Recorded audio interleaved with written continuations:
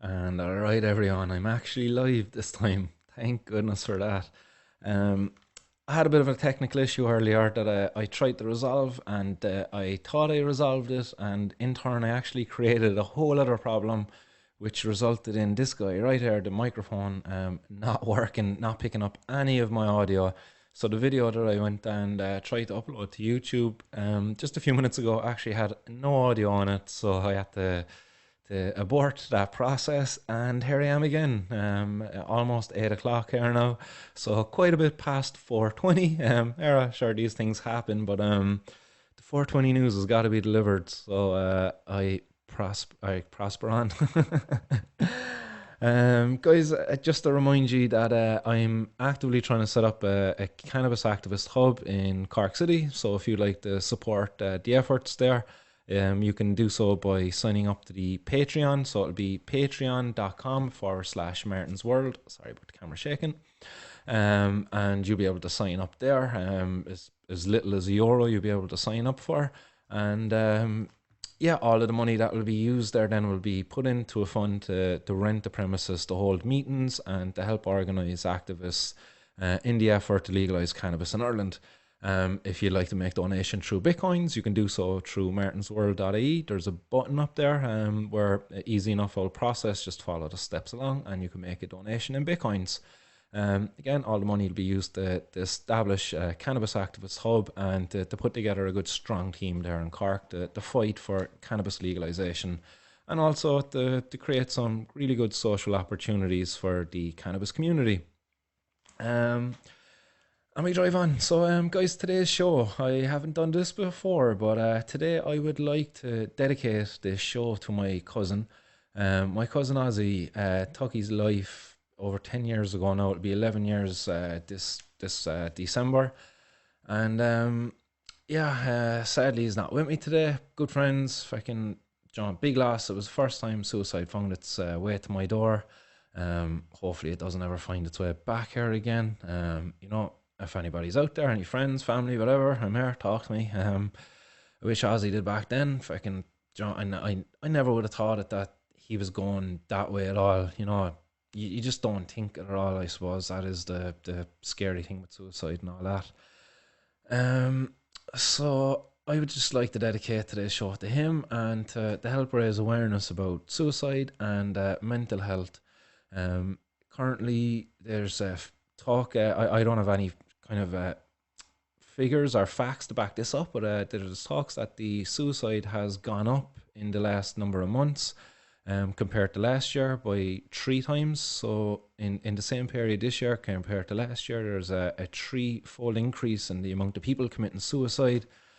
And that's just really upsetting. And guys, just talk to people. If you can't talk to friends, family, or anyone in your kind of close inner circle, maybe you would like to talk to a stranger, another person out there who's willing to help, then up on the screen there, if you're watching the video, you'll see a number of helplines that are available. So from the top, there's Samaritans. They're on 116123. Then you've Console. They're 1800 247 247. They help with suicide, self-harm, and dealing with bereavements. Then you have Aware, 1890 303 302. They help people deal with anxiety and depression. You have Pieta House, then there's 016010000. They're there to talk with people who are dealing with suicide and self-harm. And you have Teen Line on 1800 833 634 for anybody between the age of 13 and 19. And then you have Childline on 1800 666666, and they're for anybody under the age of 18.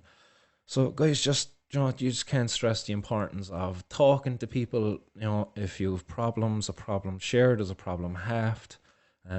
There's no need to be taking what is a permanent solution to a temporary problem, because your problem might be solved, but your life is over, sadly, and that's not good. Leave a lot of hurt and pain behind. I know to this day I still have a lot of pain with Daniel's death. So yeah, it is what it is, I suppose. But we drive on. So guys, don't forget to talk to people. everybody, talk to people, it helps.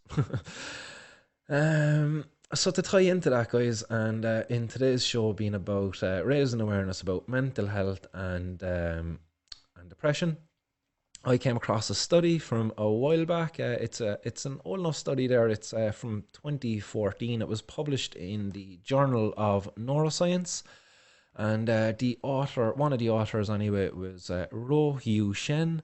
And Ro Yu Shen says here, chronic stress is one of the major causes of depression. And they done a study which was looking at the role that the endocannabinoid system and endocannabinoids play in helping us deal with chronic stress.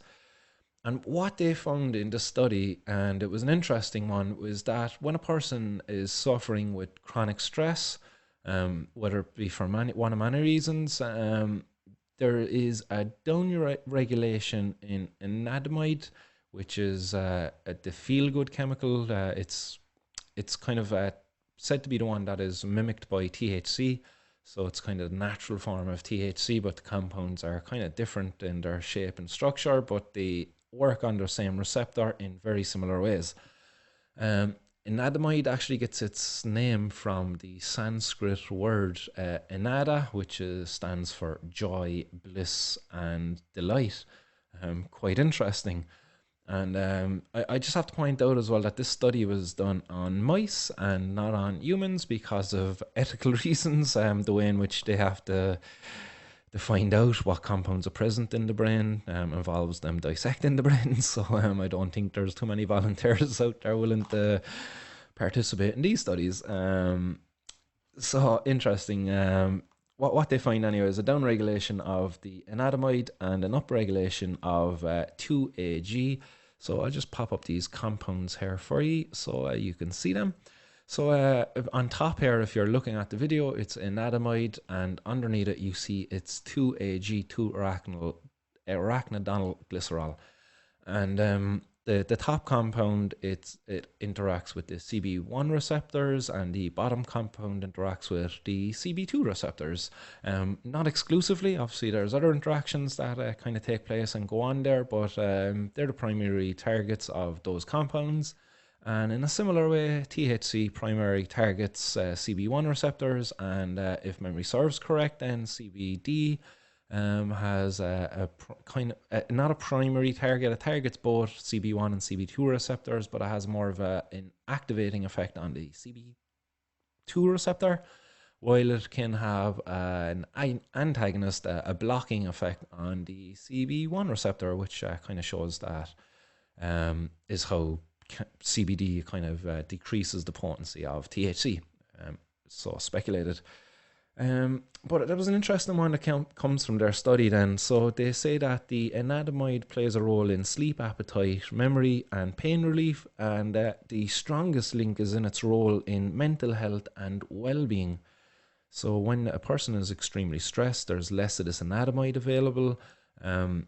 That in turn is because the body upregulates the production of an enzyme known as FAAH when you're a bit stressed, and this FAAH it breaks down the anandamide, so it reduces the anandamide that's available.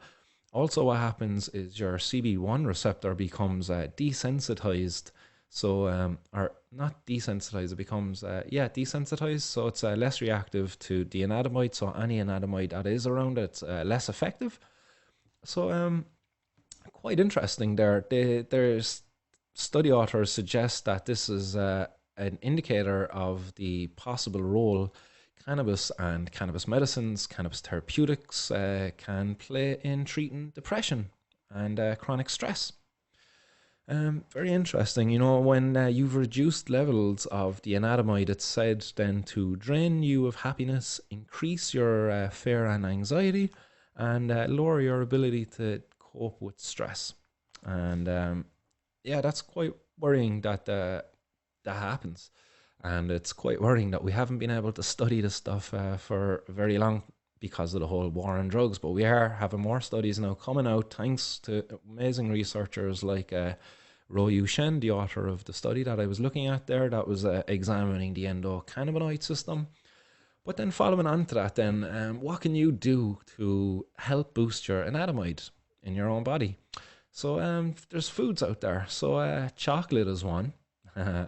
And before everybody goes running to the fridge to grab a dairy milk, I'm not talking about the sugar-laden, highly processed chocolate. I'm talking about the less processed, more raw forms of chocolate. Your dark chocolates, your cocoa nibs, and your cocoa powder. So these are known to contain actual anandamide, and as well as that, it has theobromine and phenylethylamine. And these are compounds that help boost the feel-good compounds of the body. So you have serotonin, dopamine, and a few other ones there. So these are all boosted by those other compounds, as well as being present then are other compounds which help slow down the breakdown of anandamide in the body. So they can help you feel good. So guys, if you are looking to getting the most from your chocolate, try to get the least processed form you can get. A favorite of mine, it's a recipe I like to use. It's a cup of chamomile tea with a few spoons of with 2 to 3 spoons of cacao powder, depending on your taste, and about 2 or 3 spoons of honey, again depending on your taste, with some cinnamon, some nutmeg, and you could even drop in some milk or cream into that, and blend a whole lot up then in a blender, and you've just made a delicious, healthy hot chocolate. And I make mine with the super fungi products I used to sell. Have stopped selling them now for a while, but considering boosting back up the functional food sides of things, we'll see. It's back in my mind anyway, something to be tied with.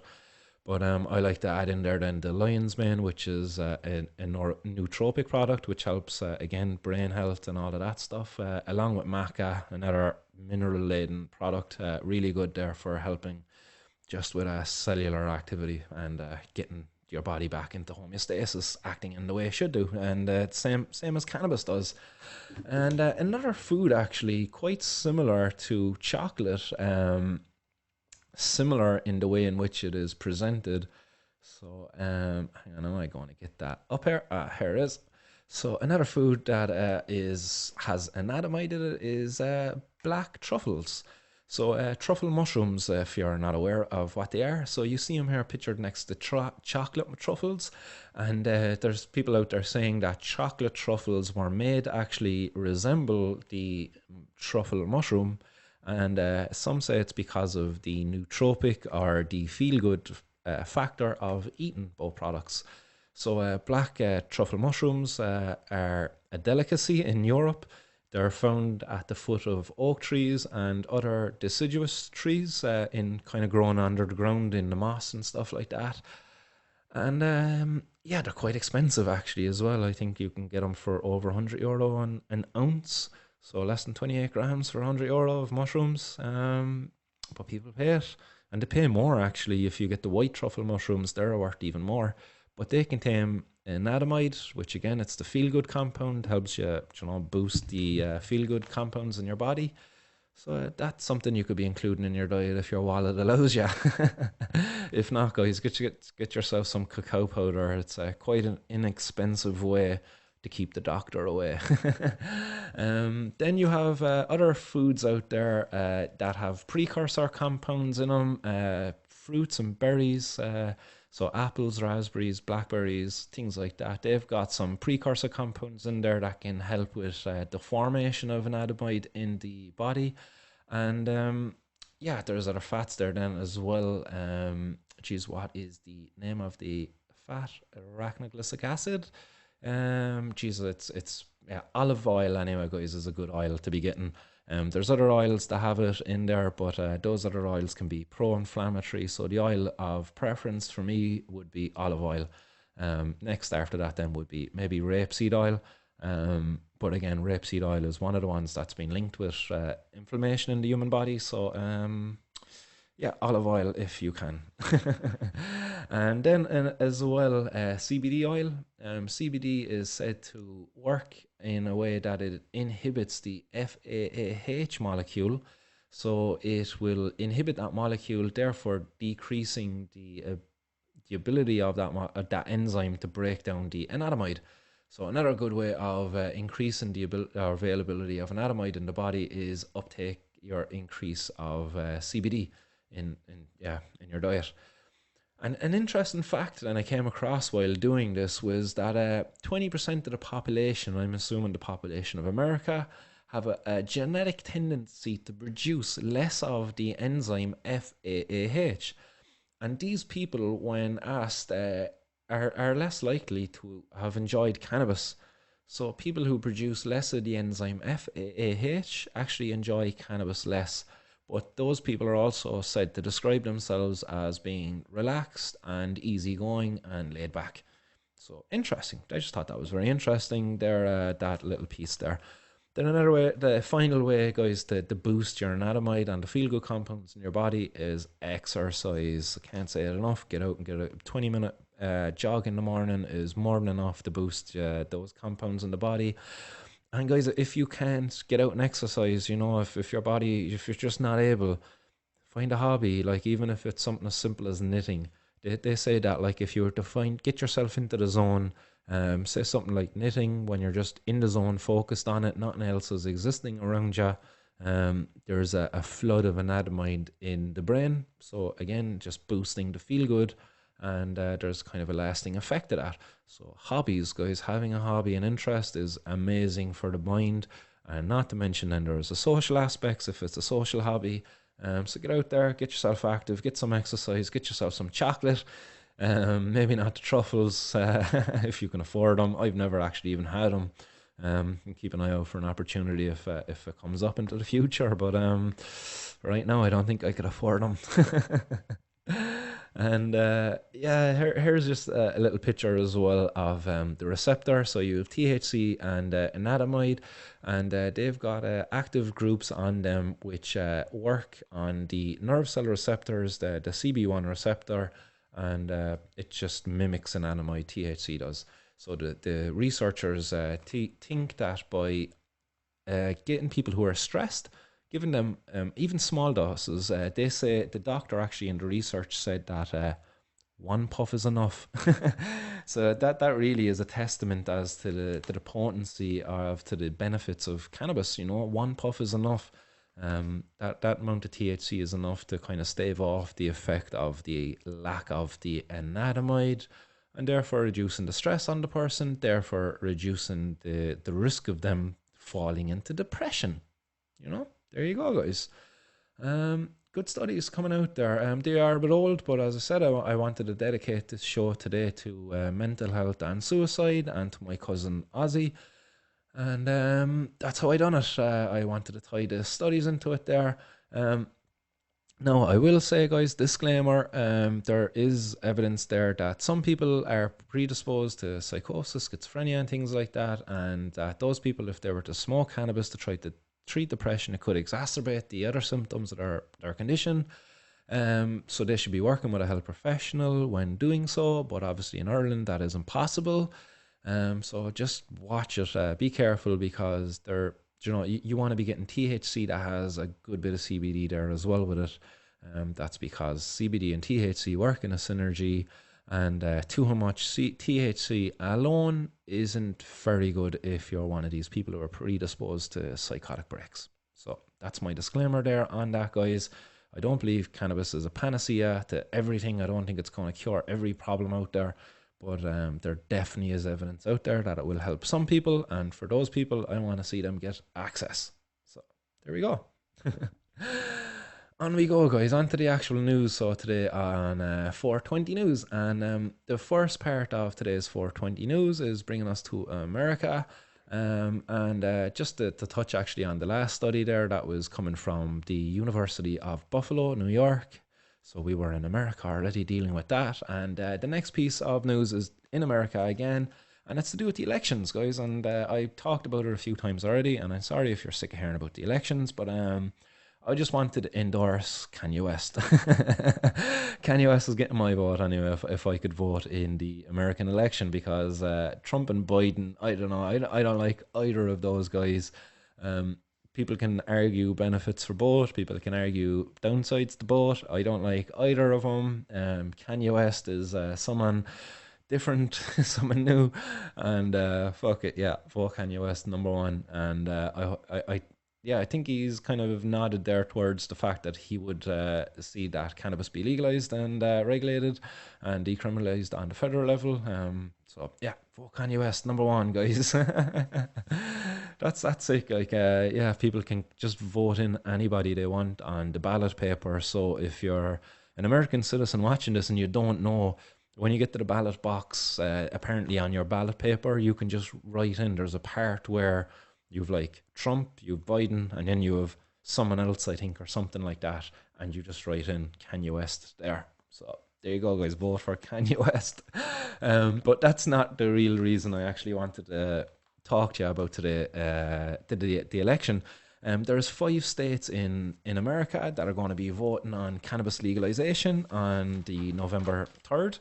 So that's only next week. That is Tuesday next week. The Americans will be out voting on this. So, excuse me, starting with Arizona. Arizona get to vote on the recreational sale of cannabis. So that is up to 1 ounce of cannabis for adults aged 21 and older. So best of luck there, Arizona. I hope you have a very positive outcome in that. And yeah, we have New Jersey then next. New Jersey, again, looking to legalise the sale of recreational cannabis to adults aged 21 and older. I couldn't see any indication there as to limits on the sale, but I imagine there probably is, because they love to discriminate against cannabis and limit the amount you can buy, which is a joke. You have Montana then, which was interesting. They have 2 ballots, so they have 2 votes going on. On the first one, it's to legalise and regulate the sale of cannabis to adults. And then the second one is to set the age at 21. So I don't know what the story is there. Is it maybe in Montana adults age 18 can buy alcohol, but they want to differentiate it then for adults to be 21 for cannabis? I don't know. I really don't know. I was trying to look into it, but I couldn't find anything there as to that. But yeah, it'd be interesting then if one goes ahead. So if they vote to legalise and regulate the sale of cannabis, and they don't go ahead with set the age at 21, does that mean adults aged 18 and over can buy it then? I hope it does, actually. I think that would be a good thing if alcohol is available at 18 in the state. Because my argument for that is, if you can go down and buy alcohol when you're 18, but you can't buy cannabis when you're 18, then you're more likely to choose alcohol. And I think alcohol is a more harmful substance. And if you have to wait another 3 years before you get access to cannabis, that's a bit bad in my eyes. And then those 18-year-olds then are forced to buy cannabis on the black market, or maybe get people to break the law to buy it for them and give it to them while they're underage. But yeah, don't know what the story is there. The state, though, interestingly, Montana, expect that the market be worth $193 million by 2025. So that's $193 million that will not be going to criminals if the state legalizes the sale of cannabis. So best of luck there in Montana. I hope you have a very positive outcome in that, and I'll be reporting back on it once that date falls upon us. Mississippi then, next up, are the only state of the 5 that are only voting on medical use of cannabis. So down in Mississippi, they're only going to get to vote on cannabis being supplied to patients for medicinal reasons. Adults are going to have to wait until maybe the next ballot box or vote goes. Sorry, but best of luck there anyway. Obviously, patients need to get access to it. It's a shame that there's states still over there that don't give access to the patients when there is so many states that do, and the benefits are undeniable. Then you have South Dakota then is the final state. Excuse me. South Dakota then is the final state that is going to be voting on the legalization of cannabis, and that again is going to be for adults aged 21 and older to buy up to 1 ounce of cannabis. And also included in that then is the ability to grow up to 3 cannabis plants at home, which is a good one in my eyes. But was trying to look into that to find more information. Is it just 3 cannabis plants altogether, or is it 3 in flower and as many as you want in a vegetative state? Then that would be a very beneficial piece of policy to have. I think 3 plants though is very limiting, but obviously it's better than none. So yeah, best of luck there in South Dakota to everybody involved in that campaign. Again, I really wish you the best, and I hope you have a very positive outcome. And while looking into this, then I came across a page called "No Way on Amendment A."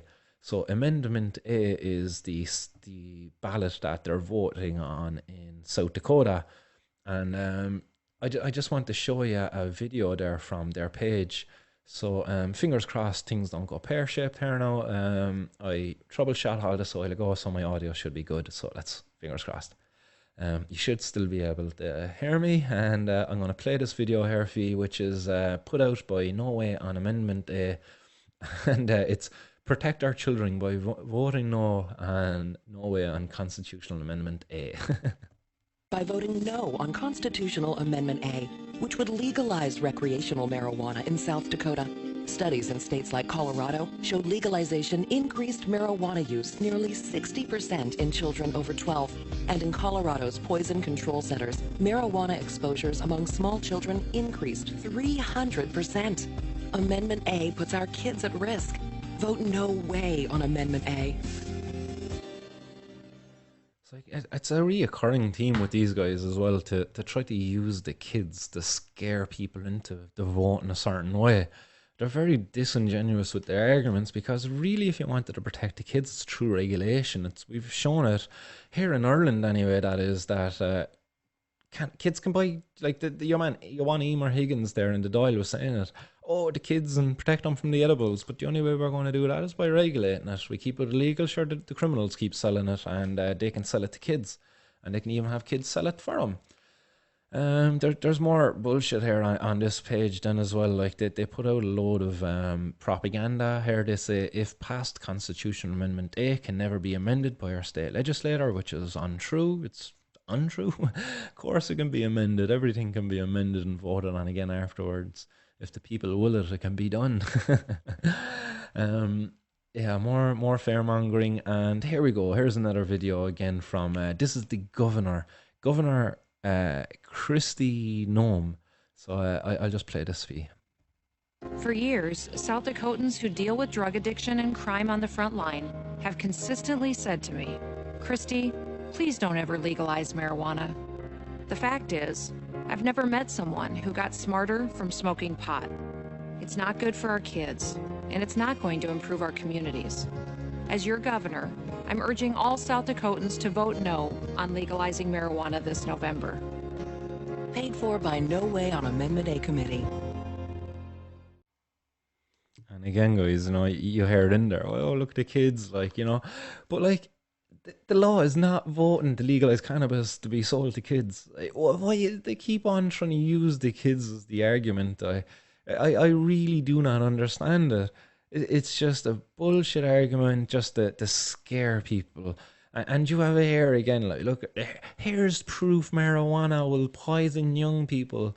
It's not proof of anything. It is not proof of anything. Marijuana going to be sent 2 Newcastle teens to hospital after overdose, but the kids were grand. It was probably overreacting parents, or maybe the kids definitely had too much, but they were just sleepy and a bit too deep, and maybe they got an anxiety attack and they were freaking out a little bit. But ultimately, it is going to wear off. It's not the end of their life, and isn't that better that they get it from a regulated source rather than an unregulated source? So for these people out there to be arguing for these things like that, it's just so fucking stupid. I just really don't understand it at all. And in saying that, just to keep it balanced, and I'd like to head on over then to or is this from the recent one? Yeah. So just guys over in Tennessee. So apparently Tennessee are also, where's Tennessee? Is Tennessee in Mississippi? I don't know. It's Tennessee. Shit, my American my American map is bad in my head. But yeah, this next guy, I'm going to play a video there for you again, and it's the governor of Tennessee, and he's also a doctor, I think. So I'll play him here for you. This is a marijuana plant. I'm Dr. Steve Dickerson. As your state senator, I've led the fight to legalize medical marijuana so our veterans and sickest Tennesseans can deal with chronic pain. But this same life-saving plant has led to mass incarceration. with nonviolent marijuana possession resulting in lengthy prison sentences. I think that's wrong. That's why I've been pushing for criminal justice reform. I'm Dr. Steve Dickerson, and I put people before politics. So well done, Dr. Steve Dickinson. Well done. I wish our politicians could take a leaf from your book. And I like his play on words there. He's for criminal justice reform. He's not for cannabis legalization, no. While he supports medical cannabis, and he talked about that, he doesn't talk about supporting legalizing cannabis. It's criminal justice law reform. And you know, if that's how the guys need to spin the phrase here, so be it. Like we need criminal justice law reform here in Ireland too. So hopefully, I don't know, maybe some of our politicians can take a leaf out of these guys' books and start doing the right thing. Cannabis prohibition serves no one any good. So I don't know how the prohibitionists support that at all. I really don't. So onwards we go, guys. In other news then, in America again. In America, this is an interesting one actually, is the DEA are looking to hire somebody. They're looking to hire somebody who can burn up to 4 tons of weed a day. So after finding out about this news, I actually I'm looking to get together maybe 2,000 or 3,000 people. You have to bring your own bong. And we're going to volunteer our time, and we're going to help the DEA burn all of that cannabis. So, guys, you have to bring your own bong. You're going to have to bring your own lighter as well, guys, because that's going to take a lot of gas. And yeah, let's do this. Let's help the DEA destroy all this cannabis. But in fairness, guys, they're looking to hire somebody who has an industrial incinerator that can handle destroying up to 4 tons of cannabis a day. That's amazing. How much cannabis have they seized, and how much are they sitting on and just storing up? That is crazy. And how much time and resources are going into this? Somebody's got to bring all of that cannabis there to destroy it. So the DEA have to send a DEA agent who has to stand there and oversee the whole process. The ash has to be tested at the end of each burn to make sure there are no residues remaining of the cannabis. And they also have to ensure that there is no risk of intoxication of nearby residents from the burning, the noxious smoke. So obviously they have to be able to scrub the THC and all of that stuff out of it before throwing it off into the environment. Now, on this, I just think this is a major, just a tarnish. It's so bad to the environment. 4 tons of cannabis being burnt every day. How much are we actually burning every day? How much cannabis is being seized? The cannabis seized there in Ireland over the last year, that's all has to be destroyed. That takes energy. Energy is money, essentially. You know, they're using fossil fuels. Who knows what kind of an energy they're using to burn this stuff, and then they're putting all that up into the environment. I hope at least the incinerators they're using are maybe one of the more environmentally friendly ones that capture the heat energy, turn it into another form of energy, maybe power a building, a hospital or something. I don't know. But it'd be a shame to just see all that cannabis burnt and none of the energy used. But look, this is the war on drugs. These things don't make sense. There's casualties in the war on drugs, and the environment is sadly one of them. And we have only one planet, guys. And sadly, when this environment is destroyed to the point of no return, that is it for us humans. We're screwed noodles. And sadly, all the burning of this cannabis isn't helping at all. Now, obviously, if it was legal, there might be a bit more than that burnt every day, but spread out, not so concentrated in the one area, and filtered through the lungs. So, guys, if you're looking for a job, if you got a big incinerator, and if you're a trustworthy guy, get onto the DEA and maybe hook me up there with a crumb or two. And we go on from there then, guys. So the next piece of news is bringing us to Australia. So g'day mates in Australia. Hope you're doing good over there in the land down under. So another one there in Australia was 40 million Australian dollars of cannabis plants were seized. 40 million cannabis or $40 million in cannabis plants is how many, do you ask? It is 13,353 plants. That's a lot of fucking plants. And there was a number of raids carried out, or searches. They were carried out across Australia in a place called Minabab, Malinga and Moreland. There was 14 men arrested, 14 Vietnamese men, and those men aged between 22 and 44. Some of them were residents of Australia, some of them had job visas, some of them were illegal, and others were students.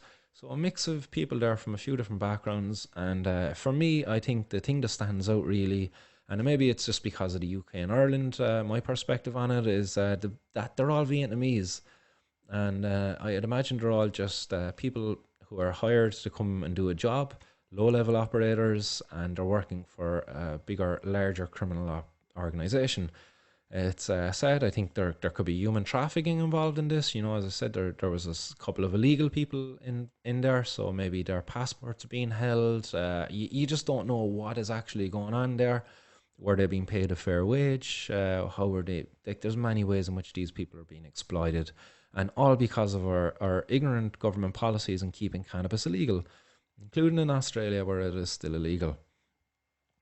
All of the men were refused bail, which is again is a heartbreaker because they're not violent, and all their crime was growing plants. It's kind of sad they're refusing them bail. Even if they were to flee the country, let's say, like surely they're doing Australia a favour because these guys, as I say, they're non-violent criminals. What they were doing was growing some plants. There were low-level offenders as well, as in like they were just pawns being used to grow the cannabis, and they weren't the big operators in there. And it's kind of sad that they're held now in court or in custody until the 19th of January 2021 when they'll be tried for their crime. I'll keep an eye on that. I'll try to report back on it as it happens. But yeah, as I say, I think something stinks there. I think these people are victims of human trafficking. I think these people would be needing help.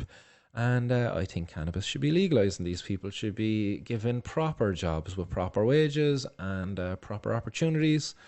But no, unfortunately, they're being exploited by criminals because of the war on drugs and the prohibition of cannabis. There was also 17.69 kilos of dried cannabis herb found in those searches as well. So almost 18 kilos of cannabis found. A lot of cannabis. Sad day in Australia, you know. Terrible shed. But on we go. And I'm sure there's no shortage of it over there, actually. Maybe. On we go anyway. We're hopping all the ways back then to Britain, the colonisers of Australia, as it's a Commonwealth country. Yeah, the empire still exists. So back in Britain, they're making today's 420 news because they've launched a 12-month programme that's going to cost the state, Britain, £60,000. And a part of that programme, it's going to see up to 1,500 people benefit, and those people are going to be people who are registered or who are already part of a treatment programme or education programme. So people who are caught with heroin, cocaine and cannabis are going to be exempt from prosecution under the new police scheme. So obviously if it's your first time being caught, it's probably not very beneficial because it's only for repeat offenders who are on treatment programs. And obviously if you're working and if you get caught with cannabis, you don't really want to be going for a treatment program. So sadly, this isn't for you. Sadly. So people are going to be diverted away from the criminal justice system and instead offered education. And the education programs include drug outreach and other education courses. It's a positive thing in one set. Like, it definitely is a small step forward in the right direction, but at the same time it is it's lacking. It really is lacking. The thing to be done here: decriminalise the drug user, legalise and regulate the supply of the drugs. And Bob's your uncle, Fanny's your aunt. You can thank me later. You'll have a control of things. At least the sky won't fall down, and it'll be much better. The way I see this, I compare this to Do you know, you've just lost your hand. Your hands have started being chopped off, and somebody offers you a plaster. Oh, what good is a fucking plaster when you just had your hand chopped off? This is it. This is putting a plaster on a big, massive gaping wound that's just pouring out blood. You know, it's not gonna it's not gonna do anything at all. You know, you're in need of much more of an attention, much more of a response. That's the one. And yeah, this is a band-aid on something that's a massive gaping wound.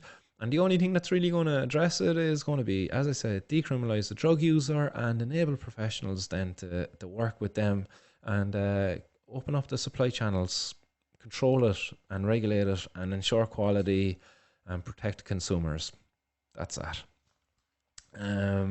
Driving on, guys. So we go from there then and we jump back then to Spain. And it's to last week's news. I touched on John Gilligan.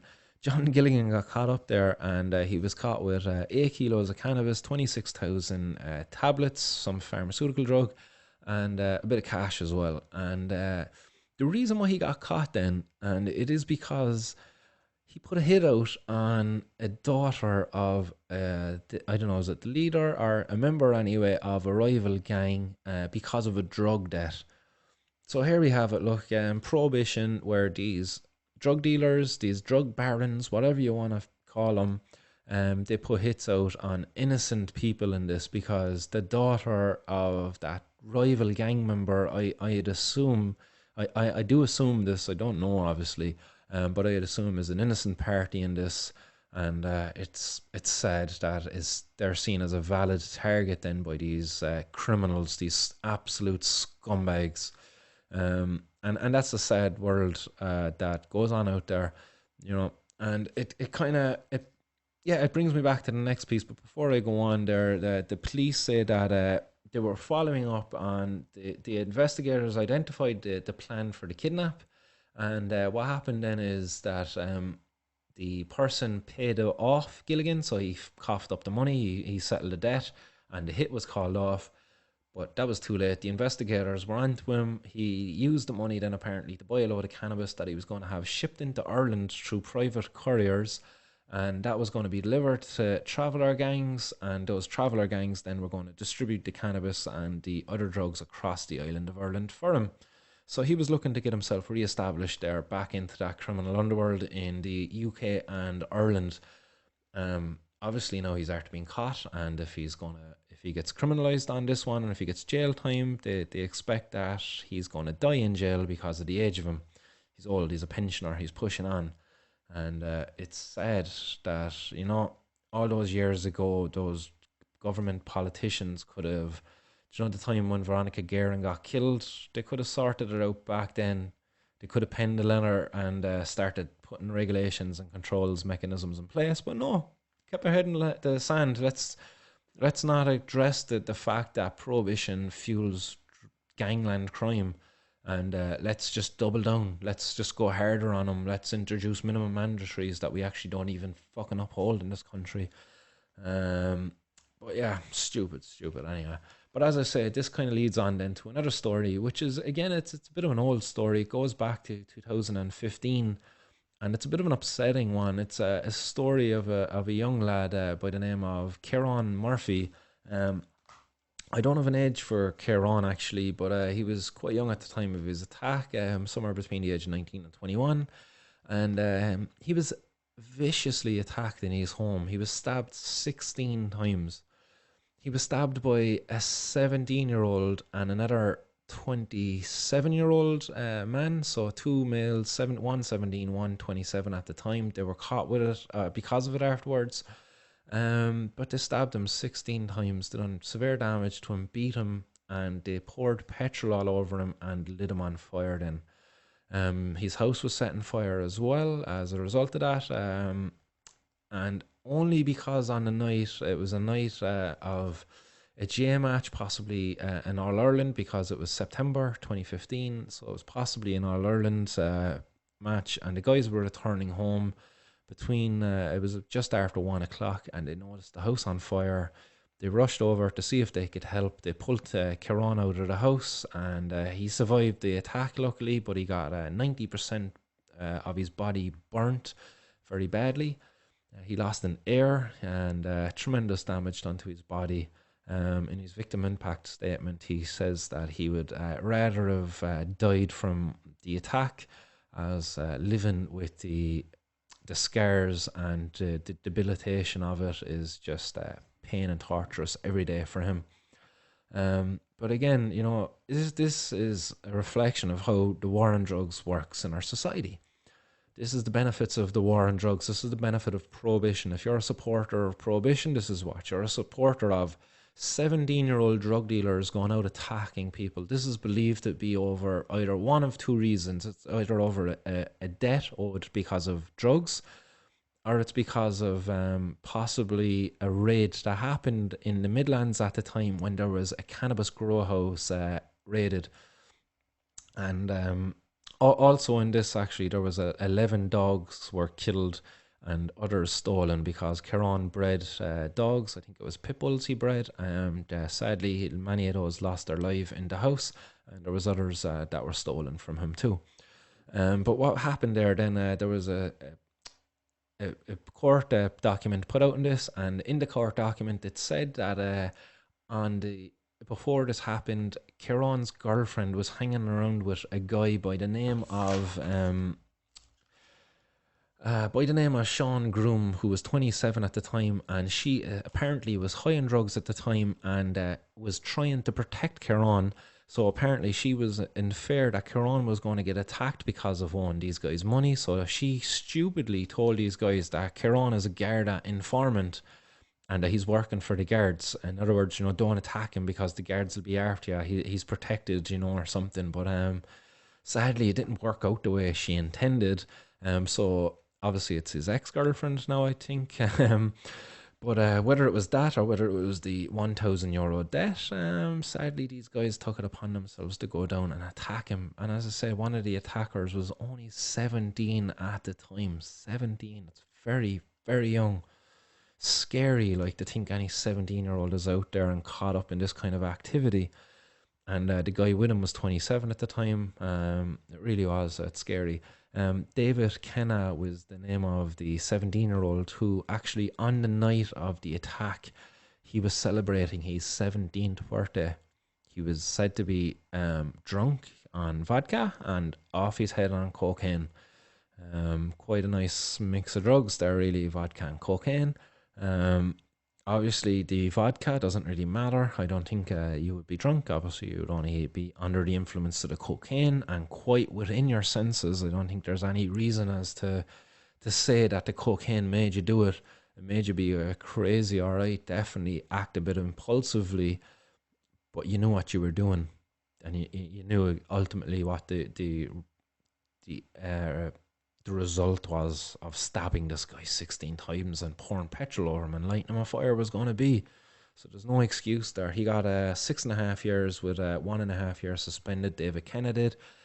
And as far as I know, then your man Sean Groom has an arrest warrant out for him.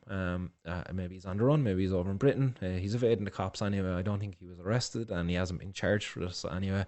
At least the document that I came across had nothing in there to say that he was.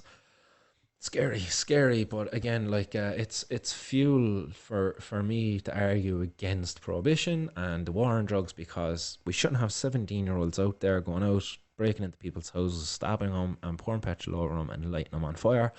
That only happens under the war on drugs and the prohibition of drugs. In this, fuck's sake, to know politicians could put pen to paper tonight and solve a lot of this. They really could, you know. We've the Gardaí again gloating here on their Facebook page earlier. They have €92,000 worth of drugs, the €30,000 worth of cash, and the thing that I wanted to point out was the imitation guns. Why do we need guns and drugs? The only reason we need guns and drugs sold together is because the drugs have been sold by criminals because they're illegal. When you go to a pharmacist, there's drugs at a pharmacist, but the pharmacist doesn't have a gun. Not in Ireland anyway. Maybe in other countries, possibly, but in Ireland, they don't. And, it's only the criminals out there selling drugs have guns. So maybe if you legalize and regulate cannabis, maybe cocaine, maybe heroin, the violence and all of that criminality will go away, and those other criminals will have to go elsewhere for their thing, or maybe they'll just have to get into legitimizing their activities and cleaning their behaviour up. Who knows? But for a Gardaí, they go on gloating as if they're doing a good thing, enforcing prohibition. No, all they're doing, look, is making the price of drugs go up. We have the seizure there recently in Ireland again, €7 million worth of cannabis seized. Absolutely ridiculous. If you were to slap a tax onto that, guys, it's over €1.5 million worth of tax that we could be generating from that cannabis that was sold in through a regulated model. But no, it's the criminals selling it, and they're benefiting greatly from it. And it's going to continue the longer prohibition continues. So to any prohibitionists out there who support continuing prohibition, guys, you're supporting the criminals, because the criminals support continuing prohibition too, because they don't have to pay any taxes on this stuff. And honestly, like this container, while it got seized, all this is going to do is actually give argument there for drug dealers to increase the price of cannabis on the street, because they're going to say, oh, the availability is going down because of all the recent raids. And that happens. That really does happen. But I think that's not actually the truth. I think that container is probably one of 10 coming through. They caught one, and while the other 9 were coming through, because the cops and the revenue were all too busy patting themselves on the back, taking their fucking photos for their Facebook and what have you. There was either 9 containers got through. So there you go. It's a waste of time. We need to really legalise and regulate the sale of this. And again, there's going to be repercussions here. Somebody has to get paid for this. Somebody out of pocket. There's going to be somebody get hurt because of this, I think, anyway. And it's because of the Gardaí. Much like our buddy there a while ago that I mentioned, Kieran Murphy, like the Gardaí at the time even indicated that it could be because of the raid on the house. So they were aware of this kind of thing going on. So maybe he was an informant. The Gardaí said he wasn't an informant, but maybe they would just say that anyway because the guy is still alive and out there and they don't want him targeted. I don't know. But the Gardaí indicated this, and they know that this is the case. When you rat somebody, there can be repercussions if you get caught, and that's a sad, scary reality for many people. And it's shame on our Gardaí for continuing to go ahead with this fucking model. You're well able to go on your blue flu when it comes to your paying conditions. Guys, the legalisation and regulation of cannabis alone will make your job so much safer and easier, because for one, you don't have to deal with me anymore. You get airfuls off me anytime you deal with me, like. So that for one will be a benefit to you. And yeah, there'll be many benefits to it. Many benefits. Finally then, guys, the last piece of news then. A significant player, one of Ireland's top cannabis suppliers, has been charged with a seizure of over €160,000 worth of the drugs. I reported on this seizure there about a week or two ago on the 420 News again. It was a guy who was stopped and searched. He was known to the cops or what have you. They believe he's a high up within the Mr. Big mafia, and that he was overseeing a number of grow houses across the country of Ireland. So, yeah, that's it, guys. That's it for today's 420 News. Again, lots of good news there from overseas. More bad news, obviously, from Ireland. Nothing good and positive to report on, sadly. Hopefully I will soon. I will always pray for a day that we get some positive news coming out of Ireland in terms of our drug policies. But I won't hold my breath in that one, because I'll sadly die, because it's going to take a while. It's not going to happen soon. It really isn't. So that is it for me this evening, guys. I won't get over, or look, just shoot over to the comments. I see one comment there from Anthony Murphy, and Anthony says, "Rest in peace, Ozzie. Love you, kid. Never forgotten." And second that one, man. Yeah, never forgotten. Always thought about, always in my mind, and definitely a motivator for a lot of what I do, because like Ozzie was there with me when I was stopped and searched a lot of times before. probably targeted because like fucking Ozzie's dad Willie was a dealer, sold hash and stuff. So we probably targeted because of that. So yeah, he's definitely there in my thoughts and a lot of the work I do every day. So yeah. With that one, guys, I'm going to sign off on that. Don't forget, if you want to support the setting up or the establishing of a cannabis activist hub in Cork City, you can do so by signing up to the Patreon, patreon.com/Martin's World, or you can donate Bitcoins then through martinsworld.ie. You find the button up there on the homepage. And yeah, that's it. Geez, get emotional on these ones when dealing with these touchy subjects. I'm a big softy, really. But yeah, we keep the tears back. I try not to cry on air. Done it once before, but yeah, fuck it. There's no shame in crying. It's a pure male thing actually, and it's something that I think that we should definitely try to not encourage in young people. Like when a young boy cries, maybe not say to him, stop crying like a little girl. It's maybe not instill that in the young kids. It's okay to cry. It's a perfectly natural reaction to emotions, you know. And I think what I did for many years, I covered over those emotions, sadness with anger and things like that. And yeah, so for me today, I definitely tried to reflect on my actions and my emotions more, and try to express them correctly. When I'm sad, I try not to cover it up with anger and just let people know you're sad. It's okay to be sad. So yeah, that's all for today, guys. This is Martin Condon from Martin's World with your 420 news, guys. Stay blazed, keep her lit. Peace.